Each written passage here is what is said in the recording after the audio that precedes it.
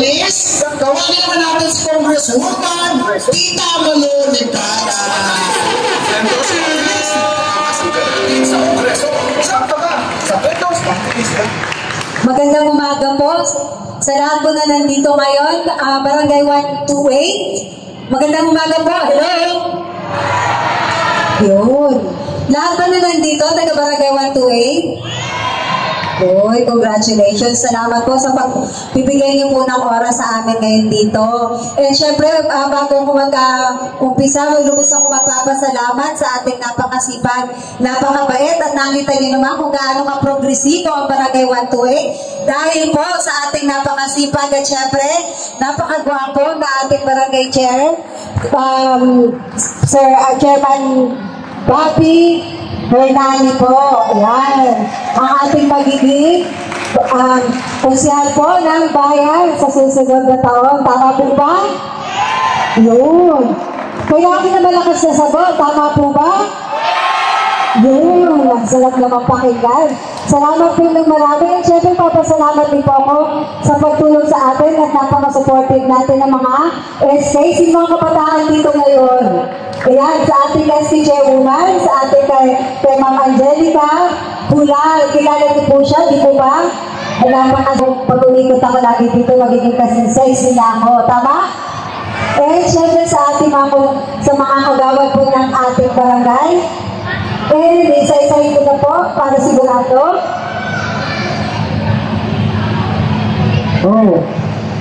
Sa SK Kagawad muna, kay SK Kagawad Kayla Ignacio, SK Yaga, ang gaganda, talaga naman. And kay Maricel Aviso, Angelo Cular, kapatid, ayun, kaya pala Gian Makalalag, ayan natin mga SK Kagawad, John Erich de la Cruz. And of course, ating SK Chairman Shil Tulala, SK Secretary, and kay Mark Anthony D, SK Secretary, Treasurer. Ayan.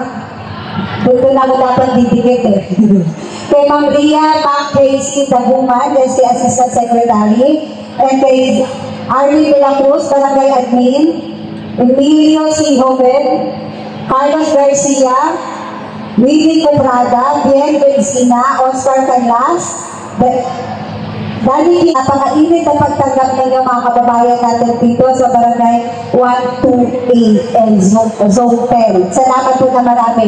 Okay, konting ano ko lang po, no? Baka link na kayo. Ako po si Malu Nicala po.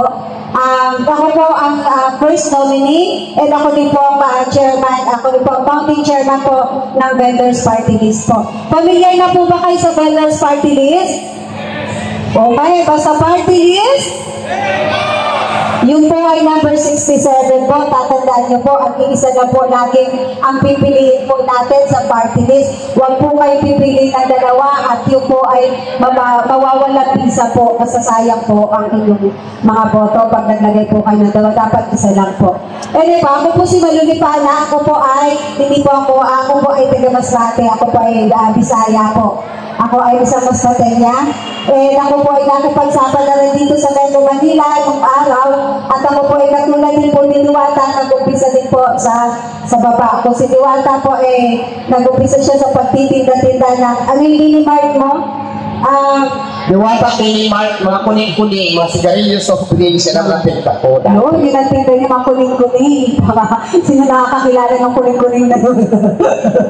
Kilala niyo ba yun? Yun. Okay, si Diwata po ay napakasipag. Ganun lang po talaga. Kailangan po nating magsipag. Lahat po tayo magsisipag. Talaga naman po darating at darating din naman po ang araw na tayo po ay aasenso. Okay. Ang Vendors Party List po, ay ito po ay isang organisasyon po na tumutulong po sa lahat po ng membro. Hindi lang po sa mga manininda na nagtitinda na ngayon, kundi po sa mga gusto po bang magtinda. Okay. Tatlo lang ang tatandaan yun. Magmadali po tandaan kung ano po yung aming advokasya na para po na makatulong sa ating kapwa. Kasi sa totohanan, sa lahat po ng mga party list, wala pa pong party list po na wala pa tayong representante o representative po na para po sa manininda. At ngayon po, eto na po kami ngayon. Sana po matulungan nyo kami. 3K lang po. Okay po.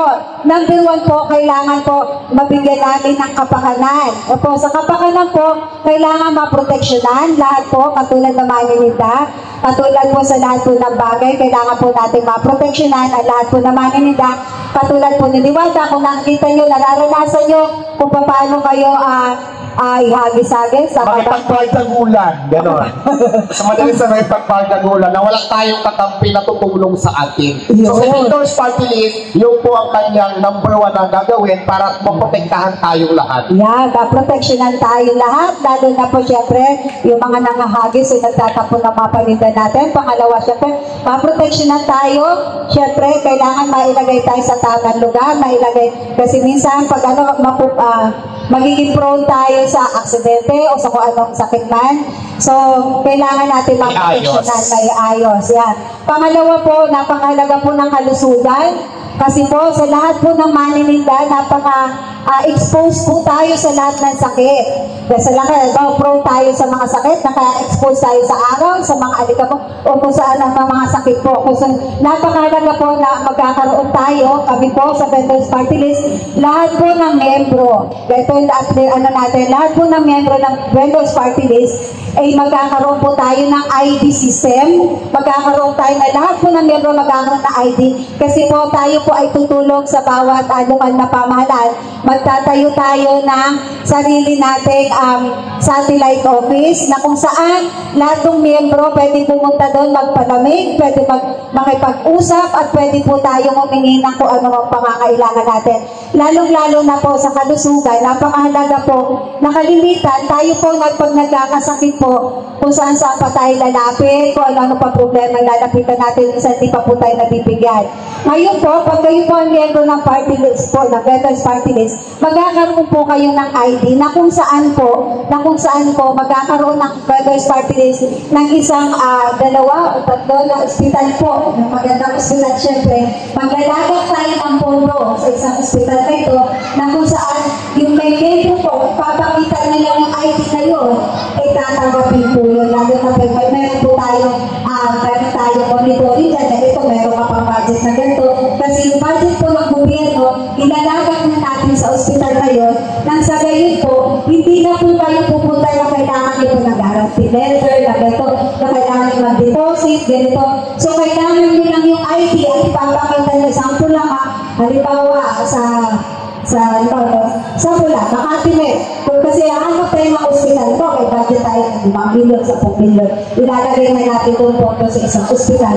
Na kung saan po, lahat po ng membro, ipapakita nyo lang po yung ID at yun na yun po yung tatanggapin na po kayo doon. Hindi nyo na kailangan lumapit pa sa isa. Nakapabilis ng action. Sa kabila. So yun pala po, isa po sa napakahalaga natin yun na hindi nyo na kailangan lumapit kung saan-saan pa. Isa yung sa napakahalaga natin para sa kalusugan natin. Kasi tayong mga manininda, talaga namang napaka-pro natin o napaka-lapit natin sa sakit. Hindi ba napakahirap ulawin at urawin tayo dyan? Tapos pag nagkasakit tayo, syempre yung mga mayroons naman natin, katulad syempre ng ating puting ngayon. Dito sa Manila, kilala niyo po ba ang ating ngayon? Yun. Ay, teka muna. Ang ating ngayon po, itutulong po naman syempre. Lahat po ng ating lokal na pamahalaan, ay mayroon naman po silang binibigay na maintenance na gamo. Tama po ba? Ayun. So, minsan, tutulong din po tayo sa mga maintenance na gamot nito. And syempre, yun naman po ang sa atin yung hospitalization po. And pwede rin po kayo lumapit syempre sa ating satellite office kasi dapat po, lahat po lang kailangan nyo mapupuntahan nyo sa satellite office. Kasi kung wala satellite office po, wala tayong opisina na pupuntahan, eh sa inyo naman po hanapin ang party list. Wala rin, di po ba? Kalimitan, naghirap hanapin. Pag sabi nyo nga, pag nanalo na yung party list na yan, wala na. Saan namin nahanapin na? Di po ba? So kami po, ang party list namin, pagtatay tayo na office, makikipagtulungan tayo sa lokal na pamahalaan. Eh, syempre, sigurado po matutulungan po natin lahat ng mga miyembro o lahat ng maninda at gusto magtinda pa po. So nasa pangalawa tayo, Kapakanan, Kalusugan, marami pa po pangatlo na lang, syempre kaularan. Okay, sa kaularan po, nandito po nakapaloob kung saan po, syempre, nagawa tayo ng problema ng mga maninda Pilipino. Pumunay. So magkakaroon tayo, since may satellite office tayo, ang magkakaroon tayo ng kooperatiba na kung saan yung kooperatiba na yun, kayo din po ang magpapatakbo dito sa inyong lugar po, doon sa Maynila. Na kung saan po, lahat po ng mangungutang, hindi na nyo kailangan mangutang na malaking, kasi kalimitan pag nag-uutang kayo ng malaking tubo, ang mangyayari, wala naman kayo ikitain. Halos sa pupunta na natin. Tapos sa tubo. Ngayon po, pag meron tayong kooperatiba na kayo rin po nagpapatanto nito, syempre po, hindi nyo na kailangan yung maraming requirements. Bakit po? Kasi kilala naman po kayo, kayo rin po magtatalaga kung sa magpapagbigay sa inyo ng puhunan. Napakalaga po na may magbibigay sa pero syempre, papalit nyo para yung iba't mamamagapa. Mapapalago pa po ito natin at sa iba pa po natin magagamit. Okay. So, bukod sa pagbibigay natin ng puhunan, kasi sa totoo lang, meron naman kasi budget ang gobyerno para dito sa mga sinasabi ko. Kaya lang, syempre, hindi ko nakakarating sa inyo kasi wala naman po representative o wala naman po namamuna o wala naman po representative na nakaalalay po sila ng maninda. Kaya po ito po yung pinapapel po natin bilang Veterans Party List po. Na katulad din ito, dati kung tulungan po natin na kailangan pag hinahagis-agis ang kanyang paninda, nandito po kami para po tumulong sa lahat ng mga veterans. And syempre, para sa kaunlaran, kailangan natin din po na magkaroon ng training o seminar din po. Para po sa lahat po, syempre hindi kasi minsan sa turuan na kahit po kami nasa taas-taas na po, na may negosyo lang na medyo marami na. Okay, kung sa mga hindi po nakakilala, ako rin po ay presidente o ako pa yung negosyante, iba-ibang kumpanya rin po. Siyempre, nag-upisa rin po ako sa baba, nandito na po ako sa taas. Kaya po, ready na po akong tumulong. Yes, yung tama ng iba na kung paano maging successful, yun ang tutulong ka sa atin. Diba? Malay natin tayo naman ang sumunod. Siyempre, may seminar para sa akin. Kailangan mong seminar. Yes. Paano mag-negosyo ng tao, kailangan ba ang negosyo ka lang, masabi na may negosyo, kung paano maaasinso. Yan ang ito po ng Veterans Party List. Kasi sa katotohanan lang, pag umangalan po ang lahat na maninda, hindi lang po tayo nakatulong sa lahat ng ating kapwa, kundi pati sa gobyerno nakatulong tayo sa ating ekonomiya mo. So napakalaking bagay po nun. Alam niyo po, kung titignan po, napakalaki na ginagampanan ng mga maninda Pilipino sa ating gobyerno. Imagine nyo kung wala maninda. Imagine nyo pag di tayo namatay lang. Wala tayong papaki, walang titignan. Imagine mo kung wala nagtitinda sa palengke. Naalala nyo ng pandemic, wala nagtitinda sa palengke, ang hirap. Kung walang sari-sari store, imagine mo kung walang sari-sari store na kapit-bahay nyo, napakahirap po. Imagine nyo, tatakbo pa kayo sa malayo, magmamasahin pa kayo, napakalaki po na ginagampanan. Ang malilinda po ang vendors, hindi po ito yung basta nakikita natin sa palengke lang.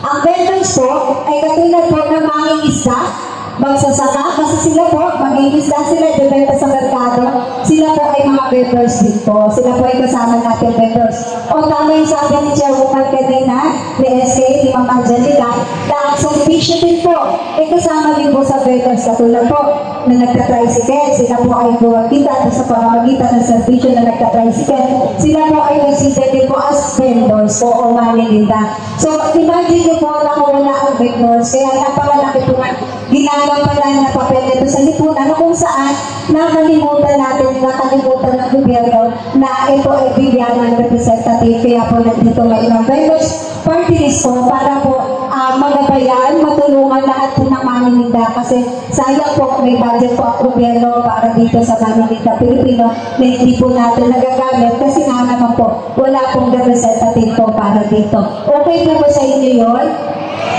O naiip na po kayo sa sinabi ko, parang wala kayo natandaan. Hayaan niyo po, wala po kayo natandaan. Ang tandaan niyo na po, number 67, Veterans Party List. At sigurado po, ako po, Miss Bong, nasa harapan ninyo, ako po ang Bounding Chairman ito po, ako po ang may akda nito at sinisiguro ko po sa inyo na pag hindi nagkatuloy sinabi ko, pag nakapwesto tayo, pwede niyo po ako balikan at pag gawin niyo ko Maya mag-update na kami doon. pag sinungaling. Ako ngayon sasama sa inyo para kumpahan si Tita Malu. So, sigurado ko na gagawin ko lahat ng yan. Hindi mo po ura-urada, hindi agad-agad, pero sinisiguro ko sa inyo na magagawa natin lahat ng yun para po sa kapakanan ng lahat po na magiging na Pilipino. Pero siyempre, paano natin magawa ni Tita Malu yan? Kailangan natin muna sa ikwesto para magawa tayo ng advokasya para sa kabubuti ng bawang malinindang Pilipino. Tutuloy mo ba ang Vendors Party List? Mahina! Tutulungan na pa ang Vendors Party List! Basta Party List! Vendors! Basta Party List! Basta Party List! Ayan. Una, magpapasalamat din ako. Salamat po sa pakikinig niyo sa amin. Salamat po sa napakainit niyo pagtagal sa Vendors Party List. And of course, sobrang salamat po talaga. Salamat po na maraming Chairman Bobby Hernandez po. Siyempre, susuportahan din natin si Chairman Bobby Hernandez dahil lahat po siyempre ng programa ni Chairman Bobby Hernandez, ang Vendors Party List po ay nakasuporta po sa kanya. Sa ating sa lahat po. And siyempre, sa ating sigurado yun, balikan niyo ako pag hindi ang totoo. Matandaan niyo. Madali po akong hanapin. Google niyo na po ang pangalan ko. And siyempre sa ating Chairman and sa Chairwoman Angelica Tulang, salamat. And sa lahat po ng magawad, and siyempre kay Sir Jay, nasaan ba si Sir Jay? De La Fuente, salamat po Sir Jay De La Fuente sa tulong niyo po, supportan ng Vendors Party List. And sa lahat po ng nandun sa labas, salamat po. Asahan ko po na sa susunod po na pagbabalik namin dito, iba naman po ang sistema natin, malaking tulong na po at malaki po ang magagawa po ng Vendors Party List. Sigurado po yan sa inyo. And muli po, magandang umaga. Salamat po. Wala na ba ako nakalimutan? Salamat po na marami. At si Diwata, marami pang pangpakalma para sa atin. Yes!